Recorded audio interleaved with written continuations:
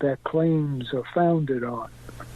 So I don't want to make any allegations that I don't have evidence about. Now, when you were acting in support of the 2016 Trump campaign for president, did you come into contact with Rudy Giuliani at that time? No. Okay. No. Knowing these people as you do, knowing these people as intimately as you do, over the years, being in New York all these years, when you look at these pardons, the 75 most recent pardons, the midnight pardons right before the president leaves the White House, do you believe that those pardons is more likely or less likely that there was money changed hands in order to create those pardons? Well, you have to go pardon by pardon, and we would have to look at each person as to who represented them, how they solicited the pardon in Washington or locally, and who assisted the actual granting of the pardon. The research has to be done.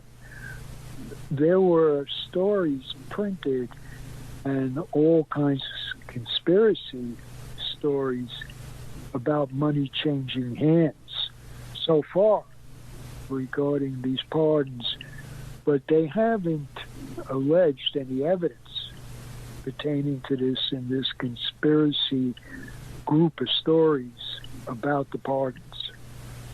I've seen no evidence. Well, CIA whistleblower John Kirikawa, who's been a guest on this show, said that he had a late-night drinking binge with Rudy Giuliani, one of Rudy Giuliani's attorneys. And when Giuliani went to go to the bathroom, his attorney says, well, you know, the pardon's $2 million. That's firsthand from Kirikawa's mouth. Does he have a recording of that? No, not that we know of. Not that we know of. And I have my own suspicions of what else was going on around that time, involving also to the Hunter Biden laptop. But let me ask you this. Do you think if Ghislaine Maxwell had access to that kind of money, she could have got a pardon? No. No. No. No. I don't see that Donald Trump would pardon Ghislaine Maxwell. He might like her personally, or maybe there is something going on behind the scenes, but I don't think that Donald Trump would take the risk after going public, establishing and exposing that he was a close friend of Ghislaine Maxwell and that he liked her. I don't think he would take that risk in pardoning her. I doubt it. Okay. I strongly doubt it. Now, Ghislaine Maxwell had a spokesperson named Goldman. Yes. And, you know, they had some kind of relationship. We know that they know each other. They had some kind of relationship, right? Now, somehow this woman, Goldman, had press pass access to the daily press briefings in the White House, in the West Wing of the White House. She was there in that press corps as a freelance journalist. And do you have any information about that? Goldman never told me that she attended the White House press corps.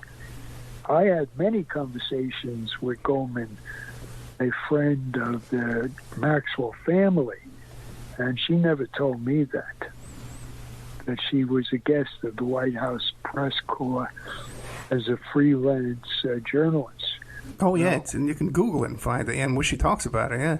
So we'll have to revisit that on another day. Maybe you can have a conversation with her and see how she managed to wrangle that. But let's take a little commercial break. We are here with Stephen Hoffenberg, who, like he says, rescued the New York Post, former CEO of Tower Financial, associate with Jeffrey Epstein and Ghislaine Maxwell. He knows all the players in this. We just ran through all the names. Historically, this guy's been involved in everything. We'll be right back with more of Stephen Hoffenberg after these messages. And now a word from our sponsors. Have you ever thought about opening your own mobile cart or kiosk business? Maybe the facility you manage could establish new revenue by adding coffee, food, or retail services. Cart King International can be the answer to your needs. Cart King is a North American designer and manufacturer of the finest mobile coffee, food, and retail carts and kiosks. Cart King has been working with clients and corporations across North America for 20 years, providing innovative designs, custom manufacturing, and timely delivery. Carts and kiosks are fun, and so are the dozens of designs on our website. Please visit us today at www.cart-king.com or just call us at 1-877-986-7771 and get your sales rolling. The Opperman Report is brought to you by Aquadam.net. You can give them a call at 707-764-2119. A flooded home is never easy to deal with. You're left with the mess to clean up, the insurance companies to deal with, and not to mention all the memories, the precious memories that are lost in the flood. You can never replace those. And Aquadam can be a tool in your arsenal to protect your home and property from the floodwaters.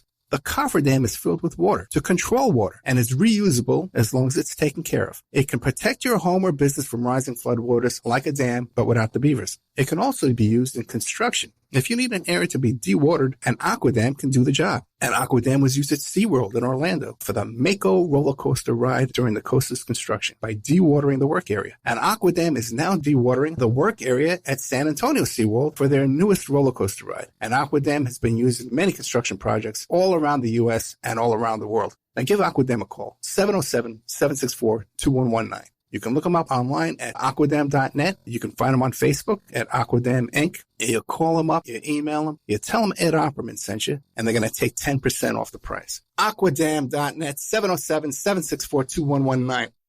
It's the Opperman Report. And now, here is investigator Ed Opperman. Okay, welcome back to the Opperman Report. I'm your host, private investigator Ed Opperman. We're here today with Stephen Hoffenberg, once again, the former CEO of the New York Post, former CEO of Tower Financial, and the mentor to Jeffrey Epstein. Insider information on all these topics here.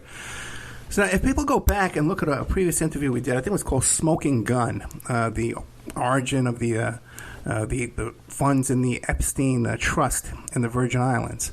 Now, Mr. Hoffenberg, your theory at that time was that the $400 million that was in that trust in the Virgin Islands was proceeds that was stolen from Tower Financial. Am I correct? Yes, but I have to give you more points of fact. Sure. But the answer is basically within the money in the trust are the fruit of the poisonous tree, which is the money from Towers Financial stolen by Jeffrey Epstein. Yes. Now, but the thing is, now if we see $158 million coming from Apollo, right, and Leon Black, and we know that Les Wexner practically turned over power of attorney to his entire life and all his assets to Jeffrey Epstein. How does all that add up now? That was some money hidden away in Switzerland or something? What do you think happened? There's been no needed forensic audit of all the money to date. And once they do a verified and qualified forensic audit of Jeffrey Epstein's businesses, which are being obstructed from being done by Darren Indyke, who is the executor of all of Jeffrey Epstein's assets. The shocking point is that this Darren Indyke would have the arrogance to stay on as the executor of Jeffrey Epstein's massive estate of hundreds of millions of dollars when he's a named, targeted defendant with a lien filed against this estate restricting the estate's activities because of the executor's involvement in the crimes. This is shocking. And this is all going to come out and be exposed. What we're discussing now is ahead of what's going to be exposed. But if anybody wanted to do research and look at the charges filed in the Jeffrey Epstein estate by the Attorney General of the Virgin Islands, the people that read that now would be shocked at what's taking place. Shocked. It's a grave miscarriage of justice that the Attorney General is working hard to correct and expose. And Ghislaine Maxwell also, too, she inserted herself into that litigation down there into the Virgin Islands, requesting that the estate would continue paying her not only her legal fees, but her fees to basically evade justice by traveling around the world anonymously and buying homes under false names. And also, too, then she also, what was the other one, is she tried to claim that the immunity agreement that Epstein put together down there in Palm Beach for his criminal charges, that she was offered immunity in that case as well. Now, what are your take on all that?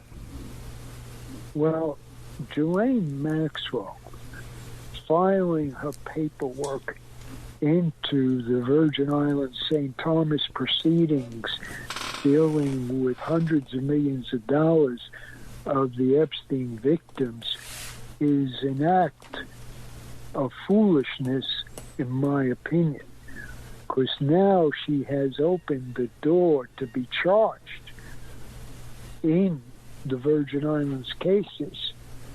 And why would you go into a courtroom where you are alleged to be a co-conspirator in the same crimes? I mean, this is remarkable that she would do that instead of taking the conservative role of leaving that alone. I can't believe some of the things that Ghislaine Maxwell is thinking about and demanding her lawyers to file in courts. I can't understand it at all. Now, is that what you're hearing, that this is her legal theory and this is what she's demanding her lawyers doing, or is this their theory? Well, you can't get the inside conversation of Ghislaine Maxwell's interaction with her attorneys. But papers have been filed that very few other lawyers would support in the Ghislaine Maxwell benefit.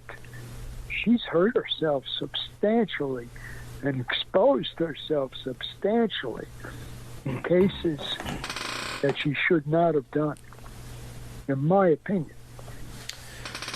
Now, another development we've had since the last time we've spoken is the arrest of Jean-Luc Brunel. What can you tell us about that? Well, he is a man charged by victims for arranging illegal sex acts and sex transportation of minors and sex trafficking of minors. There's a whole group of charges that have been alleged against his participation with Jeffrey Epstein, and the allegations may join Ghislaine Maxwell as well. It's very serious. Very, very serious, the allegations against him. Yeah, Brunel's background was that as a modeling scout. And he visited Epstein when Epstein was being held down in the Palm Beach Sheriff's facility. More occasions. He visited more times than there were visiting days. We know at least one time he visited twice. Maybe several times twice on visiting days, because he was there twice. The other thing, too, I found interesting is that he sued Epstein prior to Epstein's death for damaging his reputation and causing him damages. What do you know about their relationship between Epstein and Trump and Jean-Luc Brunel? Well, you ask about Epstein and Trump. Epstein and Trump's relationship has not been fully exposed to date. There has not been legal work done that would detail how deep the relationship might be between Epstein and Trump and all these other parties in all the misconduct alleged against Epstein. The second man, Brunel, also does not